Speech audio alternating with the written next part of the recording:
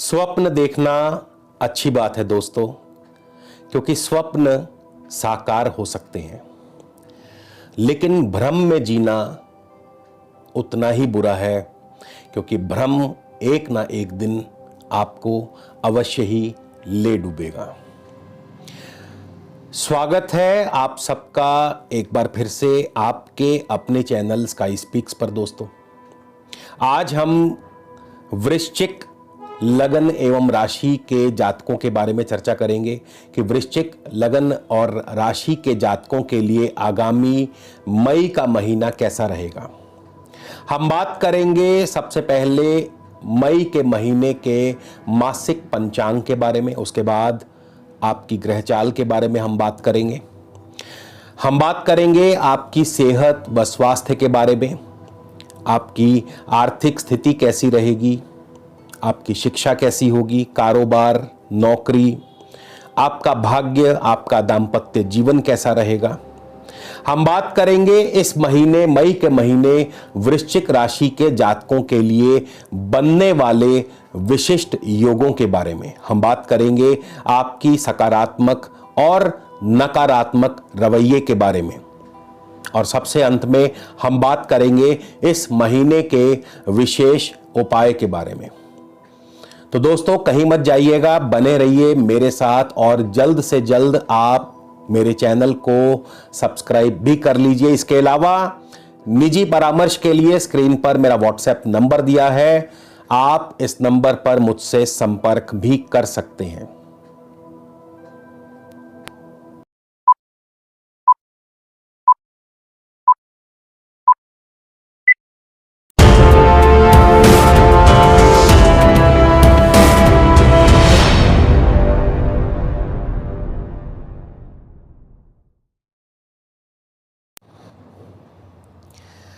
तो चलिए दोस्तों, शुरुआत करते हैं सबसे पहले इस महीने के मासिक पंचांग से।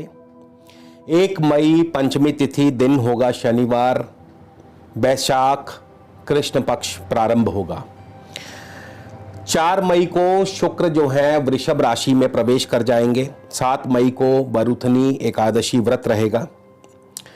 इसके पश्चात 11 मई को वैशाख अमावस का दिन रहेगा। 12 मई को वैशाख शुक्ल पक्ष प्रारंभ होगा। 14 मई को अक्षय तृतीया, 22 मई को मोहिनी एकादशी व्रत रहेगा स्मार्थ के लिए, और 23 मई को मोहिनी एकादशी व्रत रहेगा वैष्णव के लिए। वैशाख पूर्णिमा 26 मई को रहेगी। 28 मई को शुक्र मिथुन राशि में प्रवेश करेंगे, और 29 मई की मध्य रात्रि को बुध जो है वक्र अवस्था में आएंगे।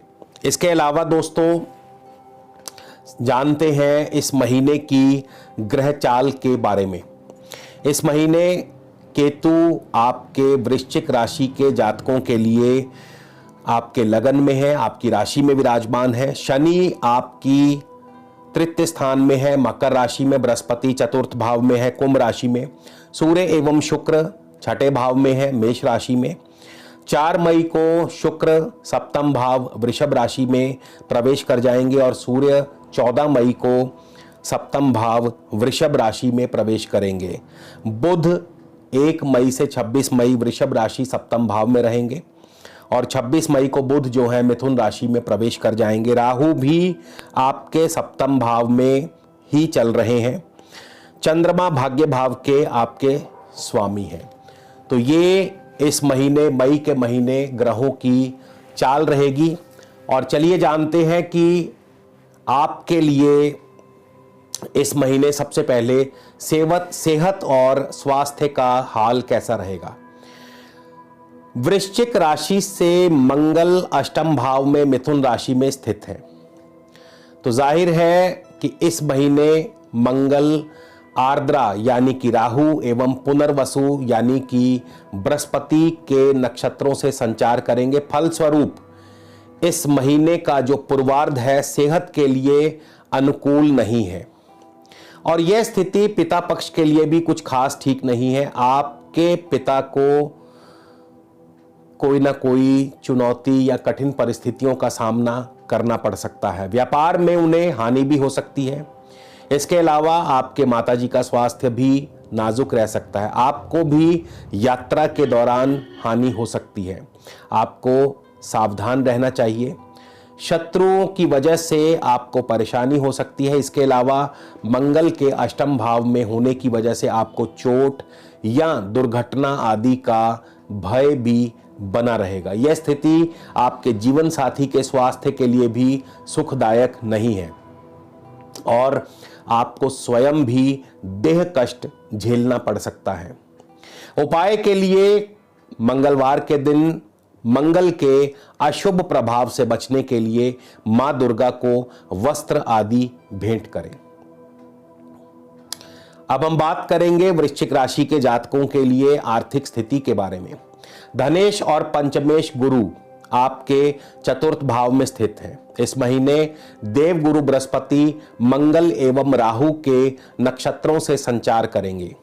आप व्यापार एवं अन्य स्रोतों से लाभ कमाने के मामले में भाग्यशाली होंगे, लेकिन अपनी गलती से आप अपनी धन संपत्ति का एक बड़ा भाग गंवा भी सकते हैं। अतः सोच समझकर निर्णय लेने में ही आपकी भलाई रहेगी। आगे बढ़ते हैं और बात करते हैं वृश्चिक राशि के जातकों के लिए इस महीने शिक्षा कैसी रहेगी, आपकी जायदाद जमीन जायदाद की स्थिति कैसी रहेगी। शनि आपके चतुर्थेश है, शनि तृतीय भाव में है, अपनी स्वराशि मकर राशि में है शनि, और शनि इस समय श्रवण नक्षत्र में संचार कर रहे हैं। यद्यपि आपके छोटे भाई बहनों के स्वास्थ्य के लिए यह स्थिति अनुकूल नहीं है या उनके साथ अनबन भी हो सकती है, लेकिन शनि आपको निश्चित तौर पर भौतिक संपत्ति प्राप्त करवाने में समर्थ होंगे। यानी कि इस महीने जमीन जायदाद के कार्यों से आपको विशेष रूप से लाभ हो सकता है। यदि आप विद्यार्थी हैं तो आप धैर्य और निरंतर परिश्रम के बल पर आप लंबे समय तक शोध जारी रखेंगे और जिसके फलस्वरूप शिक्षा में आप अग्रणी रहेंगे, अव्वल रहेंगे। 23 मई से शनि महाराज वक्री होंगे, जिसके परिणाम स्वरूप कार्यों में विलंब होने लगेगा, पढ़ाई में मन नहीं लगेगा और जमीन जायदाद के कार्यों में भी थोड़ा सा विलंब पैदा होगा। तो उचित रहेगा कि अगर आप 23 मई से पहले पहले अपने कार्य निपटा लें। कारोबार और नौकरी की बात करें तो दशमेश सूर्य की स्थिति बहुत ही शुभ है। 14 मई तक सूर्य अपनी उच्च राशि मेष राशि में छठे भाव में रहेंगे। जैसा कि आपकी राशि वृश्चिक है और वृश्चिक राशि में सूर्य जो है शुभ माने गए हैं और छठे भाव में मेष राशि में सूर्य की स्थिति खास करके नौकरी पेशा व्यक्तियों के लिए बहुत ही अनुकूल है। नौकरी में तरक्की व पदोन्नति के योग बनते हैं। आप किसी न किसी परीक्षा में, प्रतियोगिता या परीक्षा में सफल भी होंगे। आपके लिए नए क्षेत्र या नई संभावनाओं के दरवाजे आपके लिए खुल सकते हैं। दशमेश सूर्य उच्च होकर छठे भाव में है। आप दूसरों को लाभ देंगे और दूसरों के धन से आपको लाभ मिलेगा। आपकी आय बहुत बढ़िया रहेगी इस महीने। इसके अलावा ऋण की सुविधा भी आपको प्राप्त हो सकती है।